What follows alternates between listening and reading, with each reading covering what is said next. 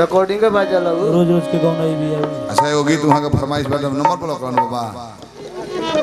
क्यों फरमाइश ने गई बेवकूफ हो फरमाइश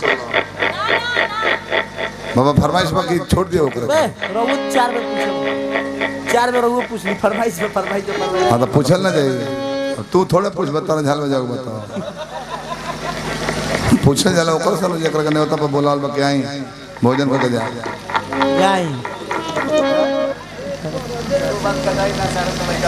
अरे बढ़िया अच्छा आई पानो न दिए कर दो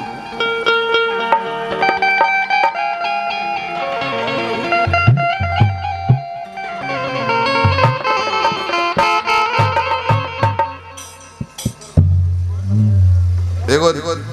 न्यू लाइफ सुनाओ तने बाकी बीरा हम बा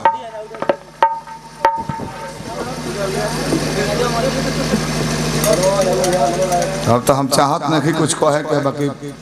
नयका फैन लोग और सही जाने कि हम सबका से यह सिखाई ले कि उम्र पर लड़कन के शादी कर देवे के चाहे। एगो लड़का मैट्रिक में पढ़त रहे बाबा एगो लड़का मैट्रिक में पढ़ता है ओकरा लव हो गल के उसे तो कहलस कि पापा हमारा शादी करवा दीजिए लव मैरिज। हाँ चुप चुप चुप तुम एक इंजीनियर का लड़का है हाँ जब तक अपने पैरों पर खड़ा नहीं हो जाएगा हाँ शादी नहीं होगी। हाँ नौकरी छोड़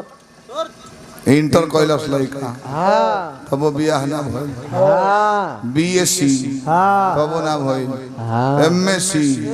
तब वो ना भइल हाँ करिए कॉलेज पीएचडी हाँ तब वो ना भइल हाँ 38 उम्र पार कर गए हाँ करिए तब लड़का से लगे रहा टेक्निकल करे दो हाँ इंजीनियरिंग कैलस लड़का हाँ 40 उम्र पार हो गए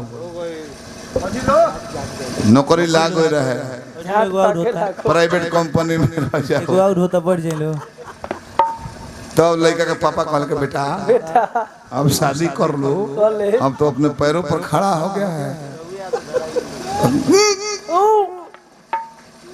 साल भर और ही बीत गल बेटा अब पैरों पर खड़ा हो गया शादी कर लो। कले न्यू ब्रो कलो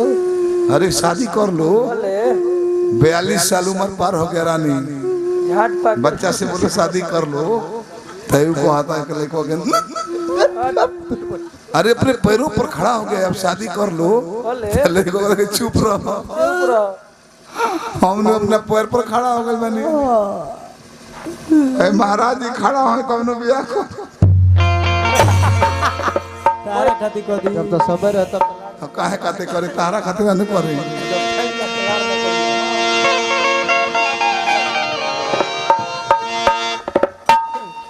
जब समय रहता तलार नहीं